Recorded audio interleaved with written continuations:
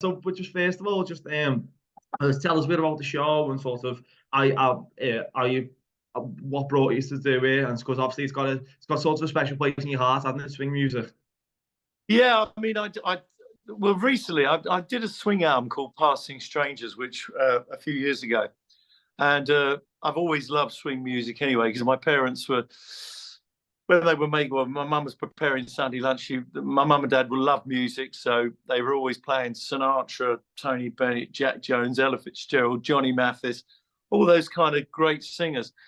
And so I kind of grew up listening to that kind of music, as well as loving Queen and Bowie and Roxy and the Sex Pistols and the Clash. And but when we formed a band in 1976 at school, my mum said, mum and dad said, look, if you're really serious about being a singer, we know you love all the punk and everything else and all the rock, but really do listen to Sinatra, Jack Jones, Tony Bennett, those kind of classic singers, and just listen to the way they sing. And there's a lot to learn. And also around about that, a little bit later on, I took 2 years of singing lessons with a lady called Pamela Dodds, a Canadian opera singer.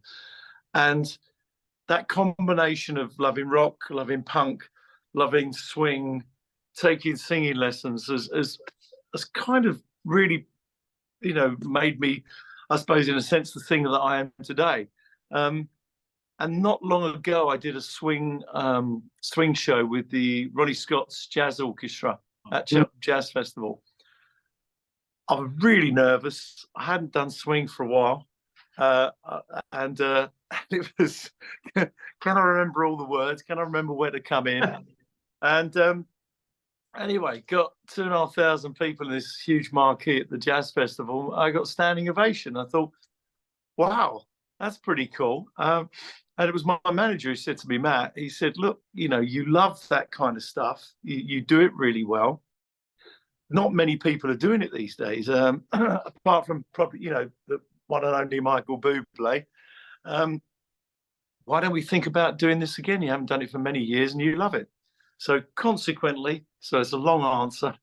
Consequently, we decided to set up a tour in March. We're kind of mastering, rejigging the Passing Strangers swing album I did years ago, which was never, if I'm honest, properly released. So this time we're gonna release it on vinyl, new pictures, some new tracks, and sell it on the road and sell it in the shops as well. So yeah. So it's these hits, these classics that everyone knows, but you're putting your own rearrangements on it and things like that, putting your own spin on it. Would you say? Yeah, I mean, I have a fairly unique voice. I mean, whatever I sing, if I sing a Bowie song or a Queen song, I always sound like Tony Hadley. Whether you like my voice or not, I can't help but sing like me. What on the original album, Passing Strangers, I didn't go for your kind of classic Sinatra songs because they'd been done by Westlife and Robbie Williams. But on the tour, I will be putting in That's Life, Fly Me to the Moon, and some absolute sort of, Mac the Knife and stuff like that. We've got a couple of new songs that we've arranged, and a couple of swing classics, That's Life being one of them, that we're recording and putting on the album too. So yeah, there's just it's a completely different way of singing. When you're singing rock and pop, it's a lot more, the keys are generally higher, so you're sort of banging it out. This is kind of easy. It's like easy and laid back, and just, I mean, the forcefulness, I suppose, is in the music in a way, because when that brass band kicks in and stuff. So I've got the fabulous TH band behind me, and then a brass section. It sounds $1 million. It really does. So for me, it's going to be as exciting for me as it is for hopefully the audience, because I don't do this very often. And after this tour, I probably won't do it again for a few years. Although we have got some interest from Las Vegas, which is kind of cool. Wow, yeah. So once you've been to Liverpool, you're taking it to the Las Vegas Strip potentially. Hey, well, I've played Las Vegas, and one of the first times I played it was we played on the original Strip outside the Golden Nugget Hotel, wow, which is Sinatra and Tony Bennett and Jack Jones, all those greats played years ago back in the 50s and 60s. Yeah. So there's a tremendous sense of nostalgia in Las Vegas. And if I got the call to come over with a band and do a swing set, thanks very much. Yeah, you can't turn down Vegas. So obviously you're following in the footsteps of legends and your own heroes with doing this swing tour. But I just want to say, obviously, you forged your own legacy with Spandau Ballet and obviously your solo stuff. Just how much does it mean to you that you've sort of that you do have this legacy in music where you have these songs that are just absolute classics that are loved absolutely worldwide? Like, what's that mean for you? Yeah, I mean, I'm really proud. I mean, when you start off, well, let's go. When I was a kid watching Top of the Pops, you're probably too young to know Top of the Pops, but when I was a kid watching Top of the Pops, there I was watching all my heroes. And then at 20, we signed a record deal. At 16, we formed a band that would eventually become Spandau Ballet. 20, we signed a deal. To cut long story short, chart number 1, then True went ballistic across the world. Gold, Barricades, Highly Strung, Fly For You. So when I look back on it, amazing times, incredible times, and really proud of what we did. I mean, not all of it was great, but I think a lot of it was great. And so I'm really proud of that. And when I do concerts, I mean, the swing concert is slightly different, but I will be doing a swing version of True, Gold, and Only When You Leave, I think. So there are some versions you can do with that. With using a brass section. But yeah, when I play normal concerts, I mean, I always do all the hits because those hits are part of people's lives. They bring back memories, and they bring back good memories for me as well, because despite what's happened between me and the boys, you know, I'm really proud of what we did, and I still love singing those songs. Through the Barricades is my favorite. It's such an immense song. I love it to bits.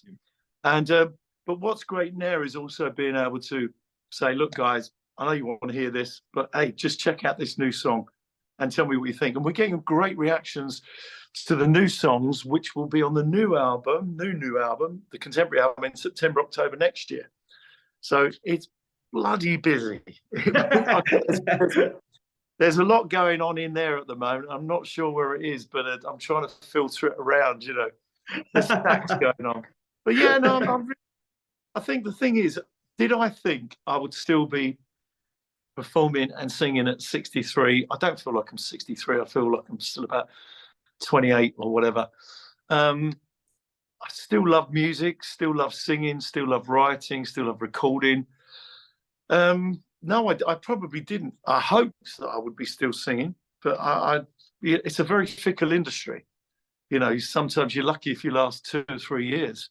Yeah. But here we are, 40 odd years later. Yeah, and those songs have stood the test of time with multi generations. I know you said that I didn't watch Top of the Boss, but I still, when you say about like Tony Hadley sings in a Tony Hadley song, I immediately know exactly what that sound is. Like the fact that like that your voice has transcended through generations must mean like the world to you. Yeah, it's really good, because also if I look back at you know, there's a lot of great people out there now, bands out there now. I mean, I love like Sam Fender, Foals, Wombats, Zara Larsson, you know, those kind of guys. But also there was, and they've got really distinctive, very distinctive voices. But if you look back at the 80s as well, the 80s was kind of amazing when you think of the vocalists. You had, you know, George Michael, Simon Le Bon, I'm trying to think, Midge. I mean, just incredible voices. You know, Annie Lennox. So very distinctive sound. So it was a good period to come from, I think, musically. Yeah. Obviously, you're bringing the show to Liverpool. I just want to say, how excited to bring the show to Liverpool, and just how much do you enjoy performing in front of a crowd of Scousers? Well, you're all mad, aren't you? It's the thing is, the further north you get up the UK, the kind of crazy level goes up. And Liverpool, I've always found, I mean, Liverpool has transformed from the city that I knew back in when we did Rock Around the Docks in 1984. Wow, it would have been with Frankie Goes to Hollywood and stuff. It was 1984. such a different city now. I mean, it's so incredible. Great restaurants and clubs and vibes, and it's really transcended. But the people are still the same. So when you go and play there, the people, I've paid me money. I'm here to have a good time. I've had a couple of tinnies, and we're gonna have a good time. Yeah, And well, just especially I don't know if you realise the date you perform, but it's St. Patrick's Night. oh really? Oh Yeah, nice. March 17th. Yeah, so it's Well, my middle name's Patrick anyway, so there you go. So that tells you. yeah, what we're meant to be. It'd be great. I mean, yeah, there's always a great vibe up in Liverpool, and you know, we've played the racecourse up there as well. Oh dear, that was one of the funniest things I've ever done. I mean, just everyone's just drinking. All the girls are drinking the bubbles. It was all the high heels came off, the fascination came off. It's always you always good for a good time. Yeah. So I'm looking forward to it. It'd be great. It's a great place as well. Yeah, so we would say if your favourite thing about visiting though is sort of the people and the welcome atmosphere that you get from the people in the city. Yeah, I think the thing is, I think what you find in Liverpool is that, and there's a sort of almost carefree attitude. No matter what's going on in the world, hey, look, we'll get by. We'll do it. And in between, we're going to have a good time too. I've always found everyone to be really, really friendly when you go up there. And I got dragged away. one night, me and a couple of the boys from the band were walking around the streets of Liverpool, and a little crowd of girls went, "Oh yeah, come on, we're going to take you to the best places. Come on, you know." And we got dragged around these clubs, and they were so much fun. They were a great bunch of lasses. They really were. Oh, amazing! When was that Jordan like Spandau Ballet, or was this? No, this was the sort of early '90s. Yeah, this would have been early '90s, and we just ended up there doing a tour of the Liverpool haunts, which was great. Amazing. Do you remember any of the spots you went to, or do you have a favourite spot in the city when you come, or was it a drunken night and that's why it was good? There wasn't a lot to remember. Put it that way. It was bloody good fun, I tell you. It really was. Do you have any other like sort of fond performer memories of Liverpool, or is there anything that like particularly stands out, like a particular night or a particular performance? When we played the Liverpool Empire, I have to say with Spandau, we played the Liverpool Empire back in 1983. So True was #1 and everything else, and there must have been 500 screaming fans outside the theatre. And then all of a sudden, we were on the second floor and we heard a knock on the window. It's like, what? And 2 girls had climbed up the drain pipe. I mean, crazy. This is how crazy they were. Climbed up the drain pipe. We've opened the door. This girl's sort of fallen into her dressing room. So, anyway, we got them both in and we said, are you crazy? You could have died, you know. Oh, we love you. We love you. You know. Oh my God. No, that's absolutely true story. Yeah, there's fanaticism there. It's good fun. Yeah, that's crazy. Like the fact that your music has inspired that level of fanaticism is just incredible, isn't it? Yeah, I mean, it was mad. I mean, all you had to do. I mean, in those days when we had I mean, now all the girls have grown up and they've got kids, and they bring their own kids to the show. But in those days, I mean, if you looked out of a window and there's it was like being in the Beatles or something. It was it's pure Beatlemania. Yeah, there were moments with the band where it did feel like that. Yeah, I mean, not only in the UK but other countries as well, where you know people were absolutely crazy. You know, I go to Italy a lot, and even now, people just like darn it, grown men and women and kids. You know, want a piece of you. It's very, very strange. Very strange. I'm still. But also must be proud as well to that your music has resonated so strongly with people. Yeah. I mean, there is an element of that. but I've never taken it too seriously. The one thing I've always, you know, good strong family and everything. My mates are still my mates. Are still the same guys. I walk into any pub where I'm around here, and it's all right, Tony, how's it going, mate? You know, so I've always had that kind of grounded attitude, because I think you can get carried away with that whole fan thing, and that everybody's going, "Oh, you're brilliant, you're brilliant." No, I'm not brilliant. I know all my limitations vocally, as a person, and everything else, and I'm not perfect, but I try to get better at everything I do. I don't always succeed. would you say that's the key to your longevity? Obviously, now it's how many years in the industry? Well, I think the moment also it's enjoying it. The moment you don't enjoy being on stage, or you go off of music for some reason, I don't know many people that have, but the moment you don't enjoy it is the moment to give up, because the audience will see that. They can sense that you're just going through the motions to pick up the pound note or whatever. So, I mean, I still, you know, I get nervous before I go on stage, but when I'm on that stage, I absolutely love it. It's one of the best feelings. But the only thing I think that gets, I mean, even when I was younger, a lot of traveling. And that's the one thing that gets you. We just recently did 8 shows in 9 days. But the travel, you know, traveling like 4, 5, 6, 7 hours a day sometimes, and flying in and out.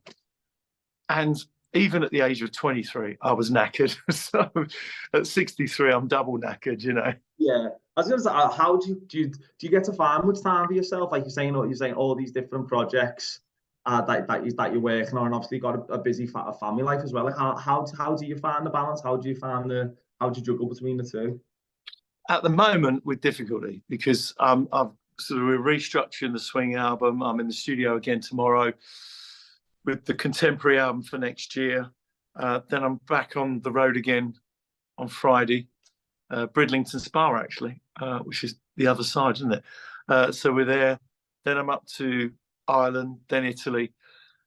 Yeah, trying to juggle, you know, loading the dishwasher and you know, doing stuff around the house, spending time with the family. I mean, it's a real balancing act, and it's not always easy. I have to say, it's difficult sometimes. Yeah, well, obviously you've done it, so it's like you've done it for so long. It's I find it so impressive when people are able to actually do it and can manage to do it successfully on both parts. It always, like, it's such an impressive quality. Yeah, well, thank you. I mean, you know, you do your best. I'm the same as everybody else. I'm fallible. You know, do I get everything right? No, I don't. But it is definitely, you know, what you're sort of referring to is that kind of home work life balance. Yeah. I think it's difficult for everybody, and especially, you know, after COVID, where in the music industry and pretty much everybody, we weren't working, and that knocked the world for 6. So there's almost a desperation to kind of get back to normality, and but what's happened is that literally everyone's throwing the kitchen sink at you, so you're doing so many shows now. It's crazy, but it's good. It's good. I'm not complaining. Do you have any, like, sort of ways that you do sort of relax amidst all, like, the madness with your career? Like, is there a thing of how you think, oh, that's on my relaxing time, that's my, like, me time? Or how do I relax? Yeah. I like to take time off. I'm going to have a holiday and stuff like that. In fact, we just had a couple of days in Cornwall, which was brilliant. And just kids were surfing and splashing in the sea. And I was in the sea as well. So stuff like that's good. Yeah. Just chilling with friends and family, really. Yeah. Cracking a beer, glass of wine, bit of a barbecue. I love the barbie. So, yeah, that's sort of my relaxing time. I love going out to dinner with friends and stuff, and with the family, and that's always good fun. I mean, the thing is that the music was my hobby to begin with, and it just happens to be a hobby that I'm still doing. Yeah, I get paid for it now. Yeah, as opposed to when I was 16, I didn't get anything. But so that's, I don't, you know, I'm not a golfer, I'm not a gardener, I don't collect stamps, I don't do train spotting. Yeah.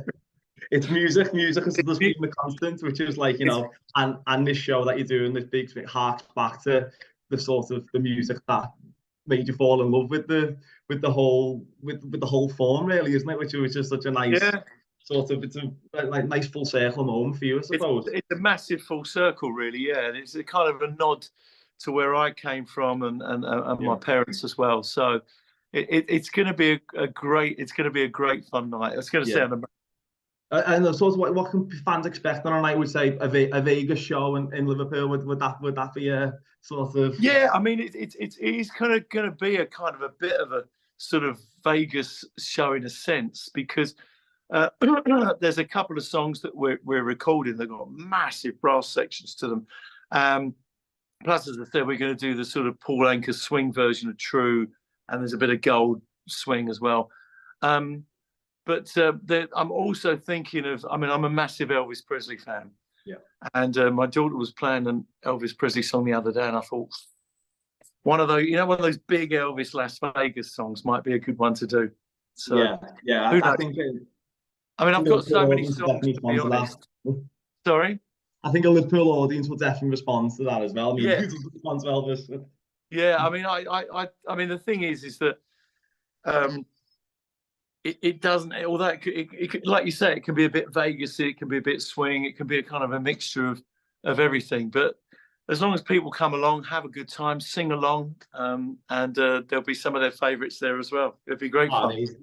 And obviously, you've got the tour on the way, and then you've got an album. Just what else is coming up in the future? Well, I'm meant to be doing a film next year as well. So repackage the Swing album. Then I'm meant to be filming a film. Whether that comes off or not, I don't know. I've never done it before, so this is going to be different. And then of course, summer will be festivals again, gearing up to the release of the new album in September, October, which is, I have to say, is sounding pretty amazing. Really, really proud of it. It's taken a while to make, but in between doing the gigs. So next year is already mapped out. I mean, I've already got something like 30, 40 shows for next year already. So I'm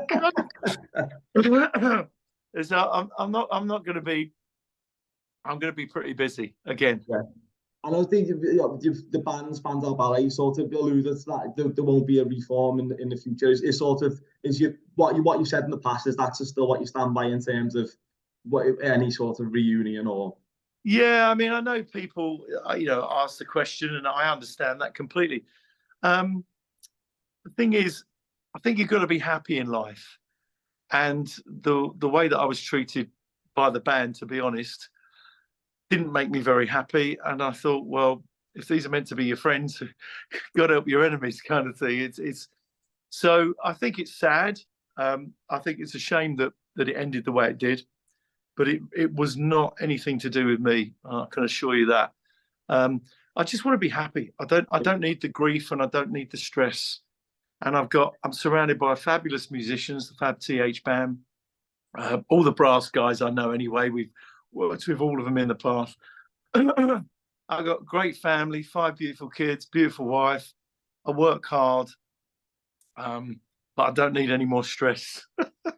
No, that's a great answer. Thank you. And so that's all my questions. But have we got time to just do this very short? Yeah, go on. Yeah. With, obviously, the classic Spandau Ballet hit is True. But I want to find out just how much does Tony Hadley know is true about Liverpool? Right. Okay. Just three true or false fun facts about Liverpool, and think if it's true or false. So the first one. Liverpool had the first air-conditioned building in the UK. I'd say that was true.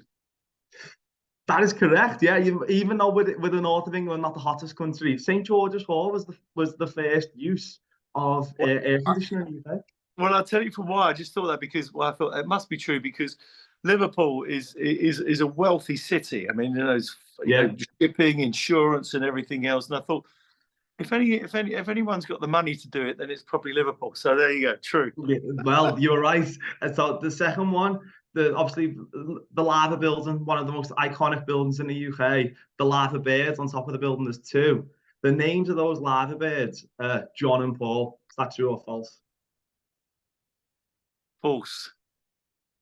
Correct again. Actually, it obviously a bit of alluding to the Beatles, but it's nothing to do with the Beatles. The names of the lava birds are actually Bertie and Bella, which Bertie and Bella. Yeah, I knew it wasn't the Beatles. Yeah, the Beatles have got enough accolades in Liverpool. yeah. But apparently though, people don't actually know the reason why they're called Bertie and Bella. But there's the origin story of that. Oh, really? Yeah, is still clouded in mystery, which is Really? yeah. God, And then 2 out of 3. the final one is I'm gonna get the actual words, and because to see whether this is true or false. So Liverpool is the city with the most number one hit singles on the UK chart. Oh, that's a close one. There, it's got to be true. It's got to be true. It is true. It is, which is mad considering this is a Guinness World Record. Yeah. But this is true. So per head per population, Liverpool has the most number one hit singles per head per population, which is mental. Oh, fantastic! Oh, I kind of thought, because you're thinking Liverpool, Manchester, London, they're the three sort of, and I kind of thought, no, you got the Mersey beats and ferry across the Mersey, the Beatles, everything. So I think probably overall it'd probably be London because the per head per population thing is actually Liverpool. Yeah. So possibly, yeah. I mean, yeah. Who knows? But well done. Yeah, I mean, 3 out of 3, Tony Hadley. You do know how much is true. Right. Thanks so much for your time. That was great. Thank you.